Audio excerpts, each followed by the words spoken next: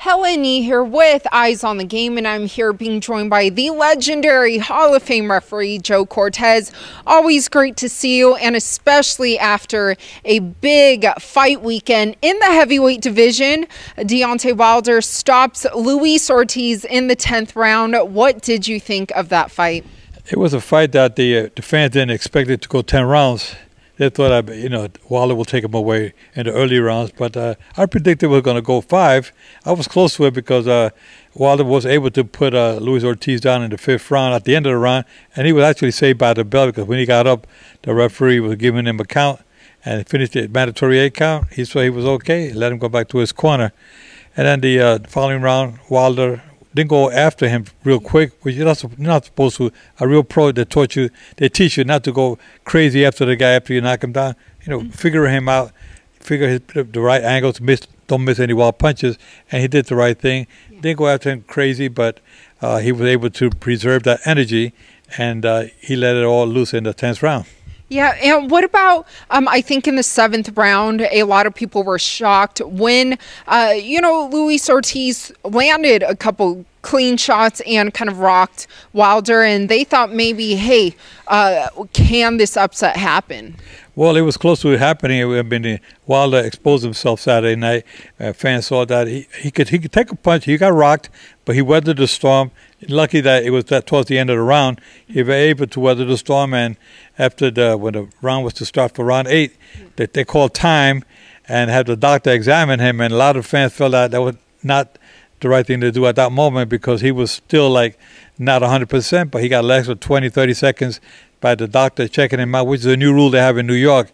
But it stopped the momentum for Luis Ortiz to go after him. So it happened that way, and he got away with it, and he weathered the storm for a couple of rounds. Then he ended up going after Ortiz in the 10th round, hurt him with the right hand, rocked him a little bit. And as you saw, he put him down a couple of times. 3 times the referees felt it was it, and he stopped it right then and there.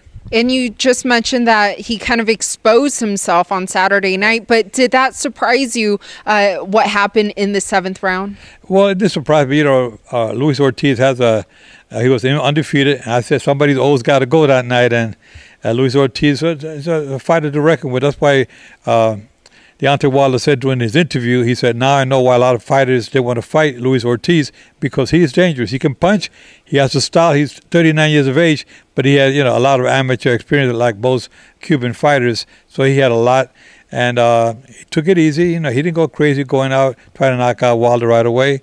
He did it the smart way, but one thing that happened with Luis Ortiz, even though he lost, his stocks went up because now they know he's a threat in the heavyweight division.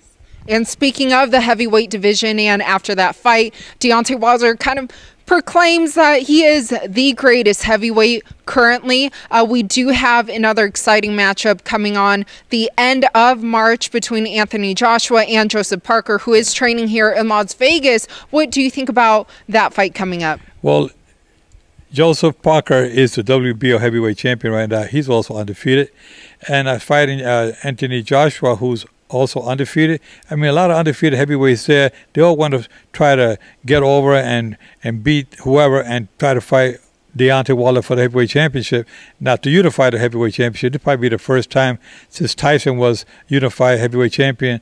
After so many years, finally, now again, there's an opportunity for these guys to unify the heavyweight title. And I feel that Joshua, with his experience, he showed that he has a lot when he knocked out Klitschko, but he's also was exposed when he got knocked down by a punch from Klitschko. So anything can happen. I mean, you saw what happened Saturday night. The unexpected happened when he rocked Deontay Wilder. That last name, Wilder, goes with his style. He's kind of wild, but he can punch. Once he catches you, you're in trouble.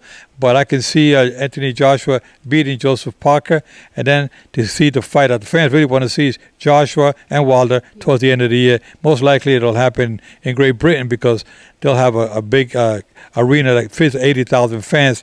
Over here, you're not going to get that unless you fight in Mexico City, like when Chavez fought Hagen. I was the referee, 136,000 fans.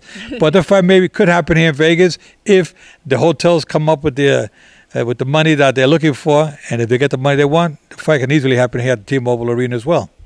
And you mentioned that you think that Joshua will indeed defeat Joseph Parker, but which round do you think he will stop him at? Or do you think it will go to decision? It may go to a decision. I don't see a knockout there, but I see a decision by Joshua winning, and then they'll get that fight together with Wilder towards the end of the year. Yeah, and that I feel so many people are kind of targeting that fight or hoping that it does happen. And if it does, which of course Joshua has to defeat Parker first, who do you think will win that fight?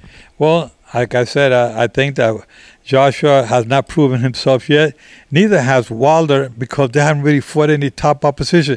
I think the best fight they're going to fight is going to be each other. That's where they're going to prove themselves. Who's the best man in the heavyweight when they unify the heavyweight championship. It could go either way. And what do you think about the heavyweight division this year and just in general? Because you are a legend in this sport. You've seen some of the biggest fights happen. And now also with talks that Tyson Fury may come back soon. So, I mean, how exciting is it this year? Well, it's about time that the heavyweight division got some action there. You know, we had a lot of fights in the bantamweight division with Silva, Rubensai, and Estrada, and Cuadras, and Arroyo most recently. So there's a lot of action happening in the smaller division, but now finally the heavyweight division is coming to life.